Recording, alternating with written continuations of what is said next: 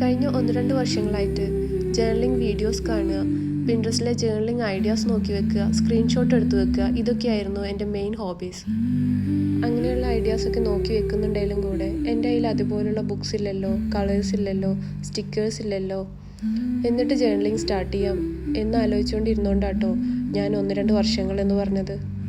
പക്ഷേ പിന്നീടാണ് എനിക്ക് മനസ്സിലായത്, നമ്മുടെ കയ്യിൽ എന്തൊക്കെ ഇല്ലയെന്ന് ചിന്തിച്ചുകൊണ്ടിരിക്കുന്നതുകൊണ്ടാണ് ആഗ്രഹങ്ങൾക്കൊക്കെ സമയമെടുക്കുന്നത്.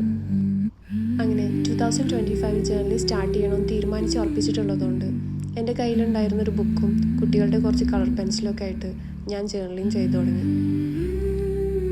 പെർഫെക്റ്റ് ആണോ എന്നൊന്നും എനിക്കറിയില്ല.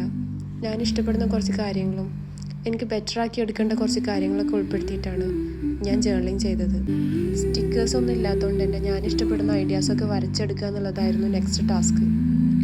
ഒരു പൂ പോലും വരക്കാൻ അറിയാത്ത ഞാൻ കുഞ്ഞു എലമെൻറ്റ്സൊക്കെ വരച്ചെടുത്തപ്പോഴാണ് മനസ്സിലാക്കിയത്, ഒരിക്കലും സാധിക്കില്ലെന്ന് കരുതിയ കാര്യങ്ങളാണെങ്കിലും നമ്മൾ ഒരുപാട് ആഗ്രഹിക്കുന്ന കാര്യങ്ങൾ ഇഷ്ടത്തോടെയും പേഷ്യൻസോടെയും ചെയ്യുമ്പോൾ കിട്ടുന്ന റിസൾട്ട് നമ്മൾ അത്രയും സന്തോഷിപ്പിക്കുന്നതായിരിക്കും.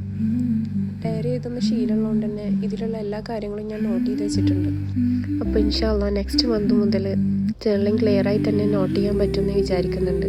നിങ്ങളും എന്നെപ്പോലെ ജേർണലിംഗ് ചെയ്യണമെന്ന് ആഗ്രഹിക്കുന്നവരാണെങ്കിൽ ഒരു ബുക്ക് എടുത്ത് എന്തൊക്കെ കാര്യങ്ങളാണ് നോട്ട് ചെയ്യേണ്ടതെന്ന് പ്ലാൻ ചെയ്ത് വീക്ക്ലി സ്പ്രെഡായിട്ടോ മന്ത്ലി സ്പ്രെഡായിട്ടോ ചെയ്തു തുടങ്ങണേ.